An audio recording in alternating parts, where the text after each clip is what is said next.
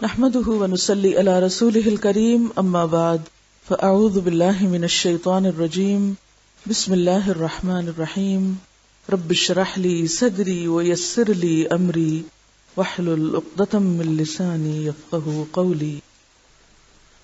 آج ہم صفحہ نمبر 83 یعنی 83 سے نمازی کے لباس کے بارے میں پڑھیں گے۔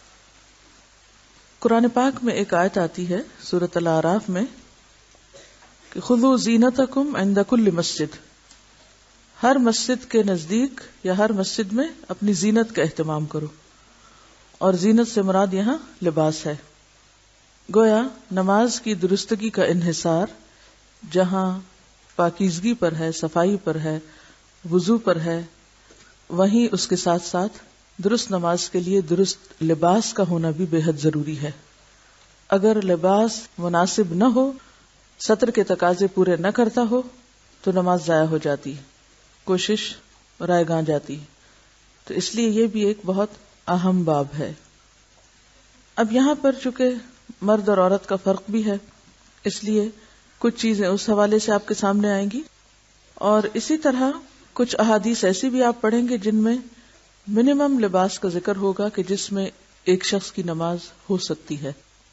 پہلی حدیث ہے، رسول اللہ صلی اللہ علیہ وسلم نے فرمایا، لا يصلي احدكم في الثوب الواحد ليس على عاتقيه شيء، کوئی شخص کپڑے میں اس طرح نماز نہ پڑھے کہ اس کے کندھے ننگے ہوں۔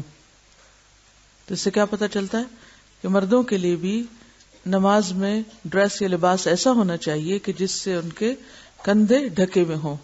الگ سے کندھے پہ ڈالنا اوڑھنی کی طرح لازم نہیں ہے، اگر کرتا بھی ہے تو اس سے بھی بات بن جائے گی۔ سر کے ڈھکنے کا ذکر نہیں آیا، کندھوں کے ذکر آیا۔ اسی لیے بعض لوگ جب احرام پہنتے ہیں اور ایک کندھا کھلا رکھتے ہیں تو وہ یہ سمجھتے کہ شاید ہر حال میں اسی طرح ہی ہمیں رہنا ہے، اور وہ نماز میں بھی پھر اس کو نہیں ڈھانکتے۔ تو خواہ کوئی احرام پہنے ہوئے ہو یا اس کے بغیر، تو نماز میں دونوں کندھوں کا ڈھکا ہوا ہونا ضروری ہے، کیونکہ یہاں لفظ آ رہا ہے عاتقیہ، دونوں کندھے۔ جہاں تک سر کا تعلق ہے تو سر ڈھانکنا مستحب ہے، پسندیدہ ہے، لیکن اگر کوئی مرد سر نہ ڈھانکے اور نماز پڑھ لے تو ایسا نہیں کہ وہ کوئی غلط کام کر رہا ہے یا اس کی نماز ہوگی نہیں، نماز ہو جاتی ہے۔ سر کا ڈھانکنا شرائط میں سے نہیں ہے۔ حضرت عمر بن ابی سلمہ بیان کرتے ہیں کہ میں نے رسول اللہ صلی اللہ علیہ وسلم کو حضرت ام سلمہ رضی اللہ عنہا کے گھر میں ایک ہی کپڑے میں لپٹے ہوئے نماز پڑھتے دیکھا۔ عمر بن ابی سلمہ کون ہے؟ آپ کے کیا لگتے ہیں؟ ربیب ہیں، حضرت ام سلمہ کے بیٹے ہیں جو پچھلے شوہر یعنی ابو سلمہ سے تھے۔ تو وہ اپنی والدہ کے گھر حضور صلی اللہ علیہ وسلم کو، جو اس وقت آپ کی اہلیہ تھی، نماز پڑھتے ہوئے دیکھتے ہیں کہ ایک ہی کپڑا ہے اوپر سے نیچے تک، کہ آپ نے اس کی دونوں طرفیں اپنے کندھوں پر رکھی ہوئی تھی۔ صحابہ کرام نبی کریم صلی اللہ علیہ وسلم کے ساتھ نماز پڑھتے تھے، اور وہ اپنے تہبندوں کے چھوٹے ہونے کے سبب اپنی گردنوں پر باندھے ہوتے تھے، یعنی تہبند کا ایک حصہ اوپر سے بھی باندھ لیتے تھے۔ اور عورتوں سے کہہ دیا گیا تھا کہ جب تک مرد سیدھے ہو کر بیٹھ نہ جائیں اس وقت تک تم اپنے سر سجدے سے نہ اٹھانا، کیونکہ اس میں اہتمام تھا کہ کہیں جب وہ جھکے تو ان کی کوئی حصہ ایسا جو قابل ستر ہے وہ نظر نہ آئے۔ اب اس سے یہ بھی پتہ چلتا ہے کہ اس دور میں خواتین مسجد میں نماز پڑھتی تھیں، اور اس طرح پڑھتی تھی کہ مردوں اور عورتوں کے بیچ میں کوئی دیوار یا کپڑا یا ستر یا چیز نہیں ہوتی تھی۔ اسی لیے ان کو کہا جا رہا ہے نا کہ وہ بعد میں سر اٹھائیں، تاکہ پہلے مرد اٹھا چکیں۔ حضرت محمد بن المنکدر رحمۃ اللہ علیہ بیان کرتے ہیں کہ میں حضرت جابر بن عبداللہ کے پاس آیا تو وہ ایک کپڑے میں لپٹے ہوئے نماز پڑھ رہے تھے، اور ان کی چادر ایک طرف رکھی ہوئی تھی۔ جب وہ نماز سے فارغ ہوئے تو ہم نے ان سے کہا کہ اے ابو عبداللہ، آپ کی چادر پڑی رہتی ہے اور آپ نماز پڑھ لیتے ہیں؟ تو انہوں نے فرمایا، ہاں، میں نے نبی کریم صلی اللہ علیہ وسلم کو اسی طرح نماز پڑھتے دیکھا ہے، اور میں نے یہ چاہا کہ ایسا ہی کروں تاکہ تمہارے جیسے جاہل مجھے اس طرح نماز پڑھتے ہوئے دیکھ لیں کہ اس طرح نماز ہو جاتی ہے۔ اس بات کو آپ سمجھنے کے لیے کہ کس طرح وہ ایک کپڑے میں پڑھتے تھے، آپ یوں سمجھے جیسے ساڑی ہوتی ہے نا، ایک ہی کپڑا ہوتا ہے نا ساڑی، کچھ حصہ نیچے کو ریپ کر لیتے ہیں اور کچھ پھر اوپر سے لپیٹ لیتے ہیں. تو وہ پہننے کا انداز ایسا ہوتا تھا کہ جس سے نیچے کا سطر بھی اور پھر کندھے بھی ڈھک جاتے تھے. اس بات کو اتنا واضح کرنے کی ضرورت کیوں تھی کہ کوئی بھی ایسا شخص جس کے پاس کم سے کم لباس بھی ہو تو وہ یہ نہ کہے کہ میں نماز نہیں پڑھ سکتا چونکہ میرے پاس تو لباس ہی نہیں ہے، اور کم لباس میں نماز ہی نہیں ہوتی. نہیں، نماز ہو جاتی ہے اگر آپ سطر کی ان حدود کو پورا کر دیں، ان حصوں کو ڈھانک لیں جن کا ڈھانکنا ضروری ہے، چاہے وہ ایک کپڑا ہو یا 2 ہو یا 3 ہو. رسول اللہ صلی اللہ علیہ وسلم نے نماز میں منہ ڈھانپنے اور صدل کرنے سے منع فرمایا ہے. اس کتاب کے اوپر جنہوں نے احادیث کی تخریج کی ہے وہ حاشیے میں لکھتے ہیں، اگر آپ نمبر 2 کو نیچے دیکھیں، اس حدیث کو کہ منہ نہ ڈھانکا جائے اور صدل نہ کیا جائے، اسے امام حاکم اور حافظ ذہبی نے صحیح کہا ہے. میرے علم میں اس حدیث کی 2 ہی سندیں ہیں. ایک سند حسن بن ذکوان کی تدلیس کی وجہ سے ضعیف ہے اور دوسری اصل بن سفیان ضعیف راوی ہیں. اس سے پتہ کیا چلتا ہے کہ اگرچہ روایت موجود ہے مگر ضعیف ہے. اس حدیث میں منہ ڈھانپنے سے روکا گیا ہے، لیکن بعض جگہیں ایسی ہوتی ہیں جہاں پر سخت لو پڑ رہی ہوتی، یا خواتین ہیں جو نقاب اوڑے ہوئے ہیں، یا پھر سخت سردی کا موسم ہے کہ جس میں آپ کو جسم کے ساتھ منہ بھی ڈھانکنا ہے، تو کیا ایسے میں پھر نماز نہیں ہوگی؟ کیا ہوگا؟ تو اس میں یہ ہے کہ یہ روایت ضعیف ہے. نماز ہو جاتی ہے اگر منہ ڈھکا ہوا ہو. عام حالات میں، نارمل حالات میں انسان کو اس طرح نہیں کرنا چاہیے، لیکن اگر ضرورت ہو تو ایسا کیا جا سکتا ہے. کیونکہ جن ملکوں میں بہت سخت سردی ہوتی ہے وہاں پر آپ ناک ننگا نہیں رکھ سکتے، ورنہ ناک ٹوٹ کے گر جائے گا، وہ بھی فریز ہو جائے گا. تو کہنے کا مطلب یہ ہے کہ دین میں بہت وسعت ہے. صدل کیا ہوتا ہے؟ کسی چادر یا کپڑے کو اس طرح اوڑھنا کہ دونوں طرف سے آگے کو لٹکا لیا جائے بغیر اس کے کہ اس کی ایک بل دیا جائے یا اس کو آگے سے باندھا جائے، یعنی کھلا چھوڑ دیا جائے. تو ویسے جیسے آپ دوپٹہ اوڑھیں اور اس کے دونوں کنارے اگلی طرف کو کھلے چھوڑ دیں، جیسے اسکارف بھی بالکل ہی کھلا چھوڑ دیں آپ، یعنی اوپر سے نیچے. اس سے کیوں روکا گیا؟ کیونکہ اس سے نماز کے خشوع پہ فرق پڑتا ہے. جب آپ رکوع کرتے ہیں وہ آگے لٹک جائے گا، پھر جب آپ اٹھیں گے اور سجدے میں جائیں گے اور ہو سکتا ہے آپ کے گھٹنوں کے نیچے وہ آ جائے، جب دوبارہ آپ اٹھیں تو ان کو نکالتے نکالتے آپ کی نماز میں اتنی حرکت ہو جائے کہ آپ کا سارا خشوع ختم ہو کر رہ جائے.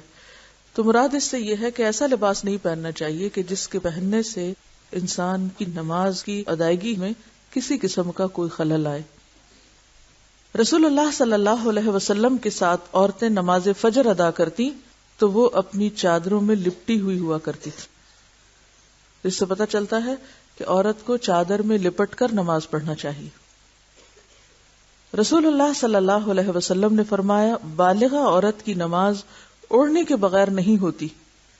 تو اس سے یہ پتہ چلتا ہے کہ عورت کو نیچے والے ڈریس کے علاوہ جیسے لمبا قمیض پہنی ہوئی ہے یا کیپ رکھی ہوئی ہے تو صرف وہ کافی نہیں، عورت کے لیے اوڑھنی ضروری، یعنی دوپٹہ ضروری ہے، اب اس اسکارف کی قسم کا ہو یا پھر سیدھا لمبا دوپٹہ ہو یا چادر ہو، تو یہ لازم ہے. بعض لوگ یہ کہتے ہیں نا کہ اگر ہم نے کوٹ پہنا ہوا ہے اور اوپر سے کیپ پہن لیں اور ہمارا سر ڈھک جائے تو یہ کافی ہے. یا بعض لوگ اسکارف اس طرح اوڑھتے ہیں کہ وہ سارے کا سارا کوٹ کے اندر ڈال لیتے ہیں اور اوپر سے کوئی چیز لپٹی بھی نہیں آتی، تو یہ درست نہیں. یعنی عورت کی نماز کے لیے کیا ضروری ہے کہ دوپٹہ یا اسکارف یا چادر وٹ ایور اوپر سے اس طرح بکل اس کی ماری جائے اور اس میں نماز پڑھی جائے.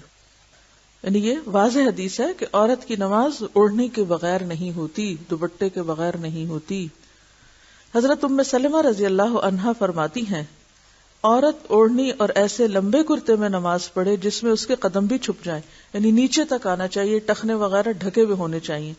اگر آگے کے پنجے تھوڑے بہت کھل بھی جائیں تو کوئی بات نہیں، جس طرح ہاتھ ہے، لیکن پیچھے سے ایڑیوں تک کپڑا ہونا چاہیے. بعض خواتین نماز پڑھتی ہیں اور تنگ پائچوں کی شلوار پہن لیتی، جب رکوع میں جاتی تو وہ اتنے اونچے چڑھ جاتے ہیں کہ بعض اوقات پنڈلیاں بھی دکھائی دینے لگتی ہیں، تو اس سے نماز درست نہیں ہوتی.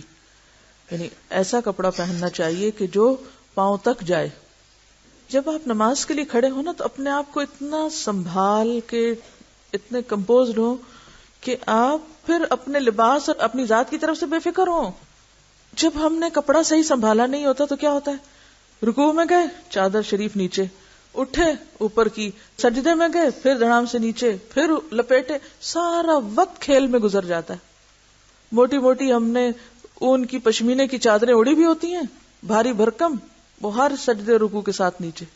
ہر حرکت کے ساتھ اوپر سے اتر جاتی. یا ایسے سلکی دوپٹے ہوتے ہیں کہ سارا وقت انہی کی لپیٹ میں گزر جاتا ہے. پھر اوڑھنی بھی ایسی نہ ہو، یعنی اتنا چھوٹا سا اسکارف کہ جو بمشکل آپ کی گردن اور کان ڈھانکے، اور بعض لوگوں کی تو گردن بھی نہیں ڈھانکتا اسکارف، یعنی اس طرح اسکارف اوڑا ہوا ہوتا ہے کہ پورا سینہ کھلا ہوتا ہے. حالانکہ قرآن پاک میں واضح طور پر کیا ہے، وَلْيَضْرِبْنَ بِخُمُرِهِنَّ عَلَى جُيُوبِهِنَّ، کہ وہ اپنے خمار یا اپنے جو دوپٹے ہیں وہ اپنے سینے پہ ڈالیں. تو نماز میں جو دوپٹہ آپ ڈالیں گے اس سے آپ کا سینہ ڈھکا ہوا ہونا چاہیے، اور اسی طرح گردن، کان، یہ تمام چیزیں. لیکن ماتھا نہیں ڈھکا ہوا ہونا چاہیے کیونکہ سجدے کی جگہ خالی ہونی چاہیے. اگر ایک ماں بچے کو لے کے نکلتی ہے تو اس کا اتنا بھاری بیگ لے کے نکلتی ہے، ساتھ اس میں دودھ بھی، اس میں نیپیاں بھی، اس میں یہ بھی ہے اور وہ بھی ہے.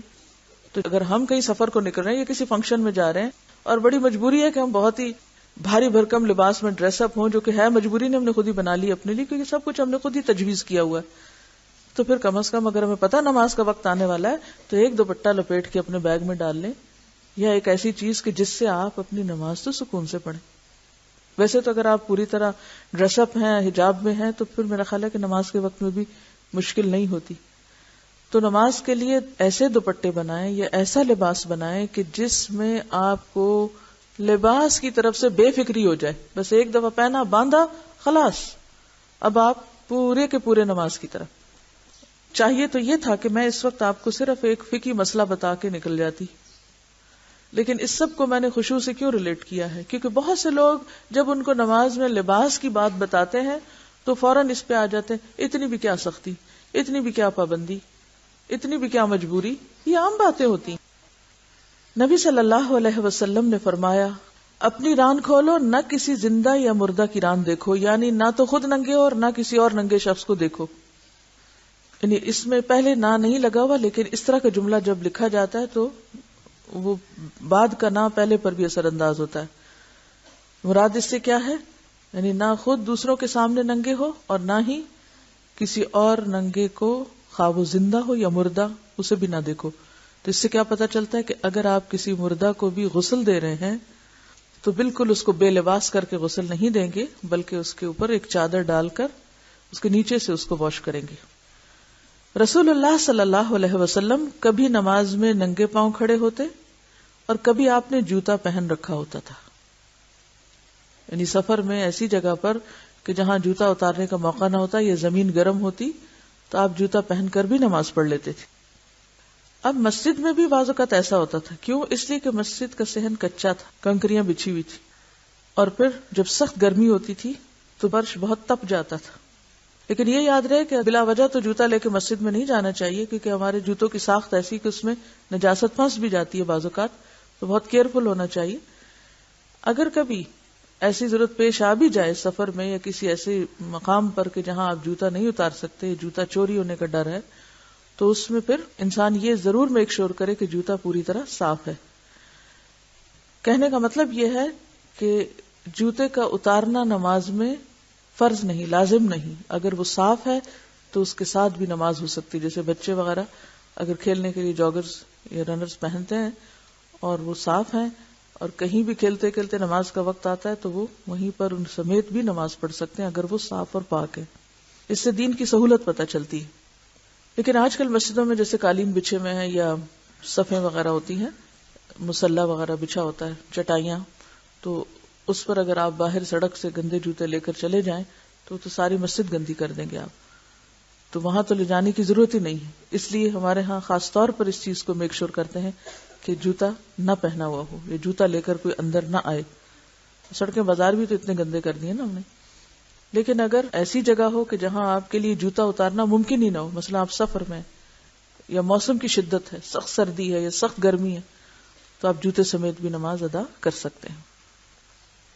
نبی صلی اللہ علیہ وسلم نے فرمایا، جب تم نماز ادا کرو تو اپنا جوتا پہن لو یا اسے اتار کر اپنے قدموں کے درمیان رکھو. یہ بھی کتنی عمدہ نصیحت ہے. بعض لوگ جوتے اتار کے دوسروں کے منہ کے سامنے رکھ دیتے ہیں. اگر آپ کو کہیں مسجد میں یا حرم میں نماز پڑھنے کا اتفاق ہوا ہو تو بعض اوقات لوگ یا اپنے منہ کے آگے رکھ لیتے ہیں یا پھر اپنے پیچھے رکھ دیتے ہیں جو کسی اور کے منہ کے آگے آ رہا ہوتا ہے، یعنی اس کے سجدے کی جگہ پر. تو جس وقت آپ نماز میں کھڑے ہوں تو پھر کیا کریں؟ جوتے پہ جوتا رکھ کے اس کو لپیٹ کے دو پاؤں کے بیچ میں رکھ لیں. یعنی کتنی اچھی تہذیب ہے جو آپ صلی اللہ علیہ وسلم نے سکھائی کہ اس میں نہ خود کو تکلیف ہوگی اور نہ ہی کسی اور کو. پھر اس کے بعد ایک اور روایت میں ہے آپ نے فرمایا یہودیوں کی مخالفت کرو، وہ جوتے اور موزے پہن کر نماز ادا نہیں کرتے. یعنی ان کے ہاں سختی ہے اس بات کی کہ نہ وہ موزے پہن کے نماز پڑھتے ہیں اور نہ ہی جوتے پہن کے. نبی صلی اللہ علیہ وسلم نے فرمایا جب تم مسجد میں آؤ تو جوتوں کو اچھی طرح غور سے دیکھ لو، اگر ان میں نجاست نظر آئے تو ان کو زمین پر اچھی طرح رگڑو، پھر ان میں نماز ادا کرو. نبی صلی اللہ علیہ وسلم فرماتے ہیں جب تم نماز ادا کرو تو جوتوں کو دائیں یا بائیں نہ رکھو بلکہ قدموں کے درمیان رکھو، کیونکہ تمہارا بایاں دوسرے نمازی کا دایاں ہوگا.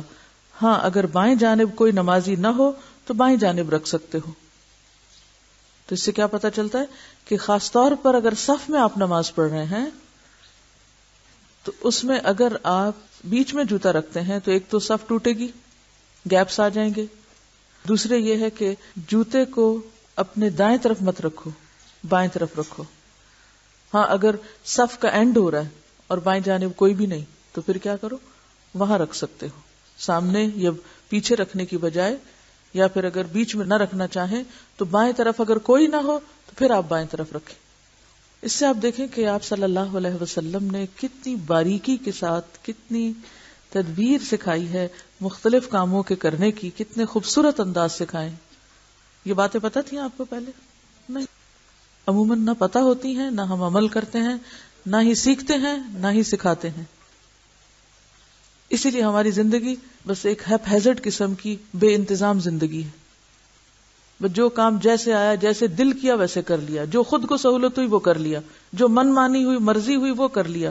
یہ نہ دیکھا کہ دوسرے کو اس سے یا اوور آل ایک ماحول پر اس سے کیا فرق پڑتا ہے. حضرت عبداللہ بن عباس رضی اللہ عنہ نے عبداللہ بن حارث کو دیکھا کہ وہ پیچھے سے بالوں کا جوڑا باندھ کر نماز پڑھ رہے تھے. آج بھی اور اس زمانے میں بھی لوگ بعض اوقات تھوڑے لمبے بال رکھ لیتے تھے. تو انہوں نے کیا کیا، نماز میں بالوں کو اکٹھا کر کے جیسے پونی ٹیل وغیرہ ہوتی ہے اس طرح، یا ان کو اوپر کر کے باندھ لیا. عبداللہ بن عباس اٹھے اور ان کے جوڑے کو کھول دیا. جب ابن حارث نماز سے فارغ ہوئے ابن عباس کی طرف متوجہ ہوئے اور کہنے لگے میرے سر سے تمہیں کیا سروکار تھا، تم نے مجھے کیوں ڈسٹرب کیا. ابن عباس نے کہا میں نے رسول اللہ صلی اللہ علیہ وسلم کو یہ فرماتے ہوئے سنا ہے بے شک اس طرح کے آدمی کی مثال اس شخص کی سی ہے جو مشقیں بندھی ہوئی حالت میں نماز ادا کرے، یعنی اس کو بیڑیوں میں جکڑا ہوا. جوڑا ایسا ہے کہ ایک ہے بال کھلے جس میں آپ ریلیکس ہیں، اور جو ہی آپ نے بال اس طرح باندھے کہ وہ ٹائٹ ہو گئے کہ جس سے آپ کی توجہ جو ہے وہ اس طرف جا رہی ہے، یا پھر یہ کہ وہ اونچے ہو گئے کہ جس سے آپ کا جو پیچھے سے بال ابھر کے دوسرا سر نظر آ رہا ہے، تو اس سے منع کیا گیا ہے. تو اس سے یہ پتہ چلتا ہے کہ نماز میں انسان بالکل ریلیکس رہے، بالکل یکسو رہے، کیونکہ اگر انسان اس وقت کسی بھی چیز میں بندھا ہوا اپنے آپ کو فیل کرتا ہے، اور اس سے صرف جوڑا ہی نہیں بلکہ ٹائٹ لباس یا اس طرح کا لباس کہ جس میں انسان خود کو قید محسوس کرے اور پورا خشوع نہ آ سکے، تو وہ نماز کی خشوع میں رکاوٹ بنتا ہے. اور اگر خشوع نہیں تو نماز ہی کیا. حضرت عائشہ رضی اللہ عنہا سے روایت ہے کہ رسول اللہ صلی اللہ علیہ وسلم نے ایک دھاری دار چادر میں نماز پڑھی، پھر فرمایا میری اس چادر کو ابو جہیم کے پاس لے جاؤ اور اس کی چادر میرے پاس لے آؤ. کیوں؟ اس لیے کہ اس چادر کی دھاریوں نے مجھے نماز میں خشوع سے غافل کر دیا ہے. اب آپ دیکھیں کہ ہماری نمازوں میں کیسے کیسے پھول بوٹے حائل ہوتے ہیں، لیکن ہم نے کبھی فکر نہیں کی. تو اس سے کیا پتہ چلتا ہے کہ دیوار پہ کوئی ایسی چیزیں لگی ہوئی ہیں، یا پھر جائے نماز پر بہت سی دھاریاں اور رنگ برنگ کے ڈیزائن بنے ہوئے ہیں جو مختلف شکلوں میں نظر آتے رہتے ہیں نماز میں کھڑے ہو کے. کبھی وہ کسی کی شکل بن جاتی ہے، کبھی کوئی ڈیزائن بن جاتا ہے. تو ایسی چیزوں پر نماز پڑھنے سے اجتناب کرنا چاہیے. اب ہم یہ تو نہیں کہہ سکتے کہ اس وقت کی نماز ہی نہیں ہوئی، لیکن یقینی طور پر اس کو خشوع کا درجہ حاصل نہیں ہوا. اسی طرح صحابہ کرام رسول اللہ صلی اللہ علیہ وسلم کے پیچھے نماز پڑھتے ہوئے گرمی کی شدت سے سجدے کی جگہ کپڑے کا کنارہ بچھا لیتے تھے. یعنی زمین پر کچھ بھی نہیں ہوتا تھا، وہ جب نیچے آتے سجدہ کرتے تو اپنے ہی لباس کا ایک حصہ سجدے کی جگہ پر رکھ لیتے تھے اور اس پہ سجدہ کر لیتے. یہ ایسے ہی ہے جیسے مثلاً آپ کسی ایسے کارپٹ پہ نماز پڑھیں جو انتہائی گندا ہے.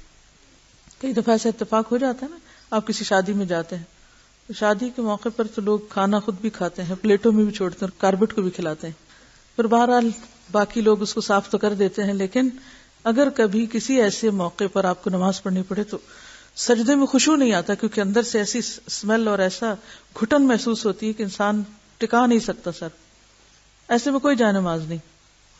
تو کیا کریں آپ, مثلا اگر آپ اسکارف اوڑے ہوئے ہیں یا آپ دوپٹہ اوڑے ہوئے ہیں تو نیچے جا کر اپنے ہی دوپٹے کو کارپیٹ پہ بچھا کے اسی کے اوپر سجدہ کر لیں, تو اس سے آپ کی نماز بہتر ہوگی, اس میں خشوع آئے گا. جہاں تک ان سارے احکام کا تعلق ہے, اس میں دو بڑی باتیں سمجھ آتی ہیں. یعنی لباس کے سارے چیپٹر کو پڑھنے کے بعد دو چیزیں سمجھ میں آتی ہیں. ایک تو یہ کہ انسان جب اللہ کے حضور حاضر ہوتا ہے یا نماز پڑھتا ہے تو وہ ایسے ہی ہے جیسے کسی بادشاہ کے دربار میں جاتا ہے. جب آپ کسی بڑے سے ملنے کے لیے جاتے ہیں, اس کی ملاقات کے لیے, تو آپ کیا کرتے ہیں؟ صاف ستھرے ہو کر جاتے ہیں نا, سج بن کے جاتے ہیں, کپڑے پہن کے جاتے ہیں, فارمل ڈریس میں جاتے ہیں نا. آپ نے دیکھا ہوگا کہ بعض گیدرنگز ایسی ہوتی ہیں کہ جن میں انویٹیشن کے پیچھے ڈریس کوڈ لکھا ہوتا ہے, حالانکہ وہ انسانوں کی قائم کردہ مجلس ہے. تو اگر ان میں ڈریس کوڈ کا اہتمام ضروری ہے تو خالق کائنات اور بادشاہ کائنات کی مجلس میں ڈریس کوڈ کا اہتمام کیوں ضروری نہ ہو؟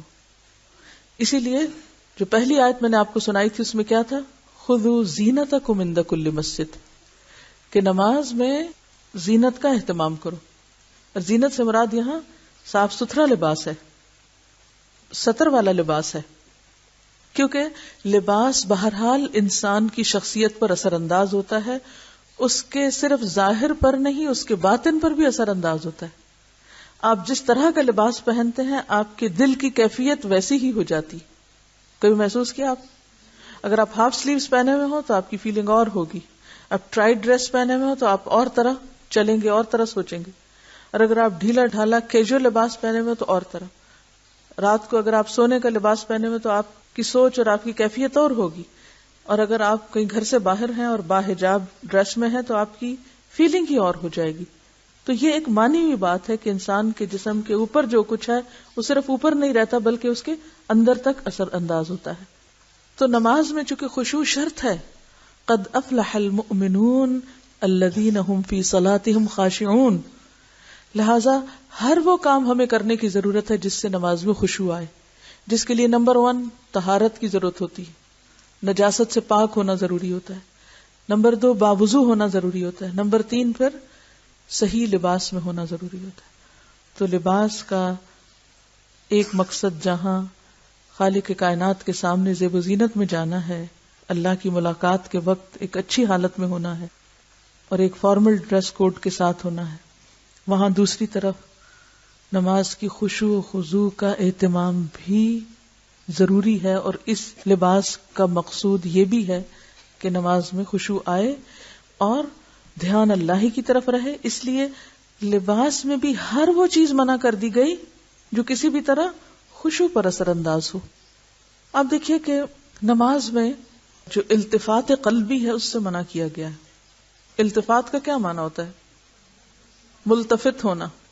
اس نے میری طرف کوئی التفات نہ کیا. التفات کیا ہے؟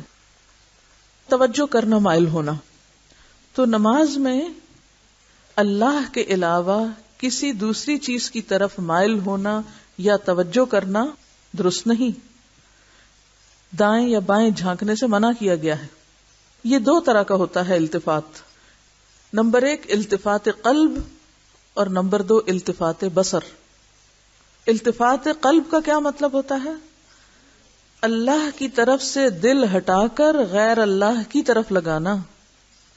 اور التفات بصر کیا ہے؟ اللہ کی طرف سے نظر ہٹا کر غیر اللہ کی طرف لگانا. یہ دونوں چیزیں منع ہے. جب تک انسان نماز کی طرف متوجہ رہتا ہے اللہ تعالیٰ اس کی طرف متوجہ رہتے ہیں, اور جب دل یا آنکھ کی توجہ غیر اللہ کی طرف ہو جاتی ہے تو اللہ تعالیٰ بھی اس سے اعراض کر لیتے ہیں, منہ موڑ لیتے ہیں. نقصان کیا ہے التفات قلبی یا التفات بصر کا؟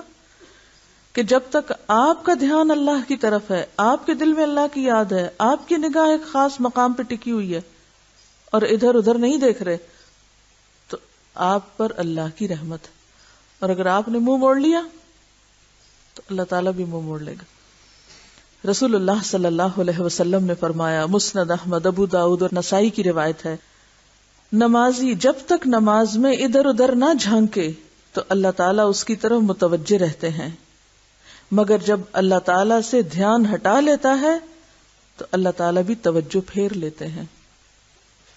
کبھی محسوس کیا آپ نے یہ بات؟ جانتے نہیں، محسوس کہاں سے کریں گے کہ ہمارے ادھر ادھر دھیان کرنے سے ہم پہ کیا نقصان ہے. بعض لوگ ہیں بیچ گھر کے کھڑے ہو جاتے ہیں، جو آتا جاتا ہے گزرتا ہے، جو کوئی کام ہوتا ہے ادھر ادھر بھی دیکھتے جاتے ہیں، نماز بھی پڑھتے جاتے ہیں، پورا دھیان رکھتے ہیں ہر چیز کی طرف، کس کی آواز آ رہی ہے، کون آیا، کون گیا، بیل تو نہیں بجی، دروازہ تو نہیں کھٹکا. یہ التفات قلب بھی ہے اور بعضوں کا ساتھ التفات بصر بھی، انتہائی ناپسندیدہ. آپ رکھیے اپنے آپ کو، اگر آپ سے کوئی بات کر رہا ہو، آپ سے کوئی ملاقات کرنے آئے، بازو کا تو ہوتا ہے نا کوئی آپ سے ملنے آیا، ہم اللہ کی ملاقات کو جاتے ہیں نماز میں، آپ سے کوئی ملنے آیا ہے، آپ اس سے بات کر رہے ہیں، آپ اس کی طرف متوجہ، آپ سارے کام کاج چھوڑ کے اس کے پاس بیٹھے ہیں، اور وہ کبھی دیکھنے لگتا ہے کہ آپ نے گھر میں کیسے پردے لگا رکھے ہیں، آپ نے کپڑے کیسے پہنے ہوئے ہیں، ادھر سے ادھر، نیچے سے اوپر، دائیں سے بائیں، کیسا لگے گا آپ کو؟ دل چاہے گا اٹھ کے ہی چلے جائیں، یہ مجھ سے ملنے آیا یا میرے گھر سے ملنے آیا. لیکن یہ کہ آج کل لوگوں کو یہ برا نہیں لگتا، اس لیے کہ لوگ اپنے گھر آنے پہ اتنا اصرار کرتے ہیں. میرے ساتھ اکثر ایسا تو لوگ کہتے ہیں ہمارے گھر ہے، میں کہتی ہوں بھی آپ سے ملنا تھا، آپ سے مل لیا. گھر کس لیے آؤں؟ اس لیے کہ ہم نے اتنے اچھے ڈرائنگ روم سجائے ہوئے ہوتے ہیں. یعنی میں کسی کی نیت پہ شک نہیں کرتی، کوئی اور نیت بھی ہوگی، لیکن بعض اوقات یہ ہوتا ہے کہ اتنا کچھ ہم نے سجا رکھا ہوتا ہے کہ ہم اپریسیشن چاہتے کوئی آئے اور وہ نمائش دیکھے. اچھا پھر اس کے لیے کیا کرتے ہیں؟ لا کے بٹھا کے چھوڑ کے چلے جاتے ہیں. آپ نظارہ کرو، اور کچھ نہیں تو یہ البم رکھے ہوئے، ان کو کھول کے دیکھو، ہمارے زیور دیکھو، جیولری دیکھو، کپڑے دیکھو. کیا زندگی ہو چکی، کن چیزوں میں الجھ گئے، کہاں اٹک گئے ہیں، کن چیزوں کو خدا بنا لیا، کن چیزوں کو پوج رہے ہیں. اصل چیز تو انسان ہے، اور انسان کی محبت اور انسان کی ملاقات تو کہیں بھی ہو سکتی. اس کے لیے ضروری نہیں ہوتا کہ کوئی آپ سے محبت کا اظہار جب ہی کرے گا جب وہ آپ کے گھر آئے گا. تو اسی طرح اللہ سے جو ملاقات ہے نماز کی شکل میں، اس میں باقی سب چیزیں پیچھے چلی جائیں. نماز میں کھڑے ہونے کی جگہ، پوزیشن، لباس، ہر چیز ایسی ہونی چاہیے کہ جس سے خشوع میں مدد ملے. کیونکہ اگر آپ نے اللہ کی طرف توجہ نہ کی تو وہ بھی آپ سے توجہ پھیر لے گا. رسول اللہ صلی اللہ علیہ وسلم سے جب نماز میں دائیں بائیں جھانکنے کے متعلق دریافت کیا گیا تو آپ نے فرمایا، شیطانی جھپٹ ہے.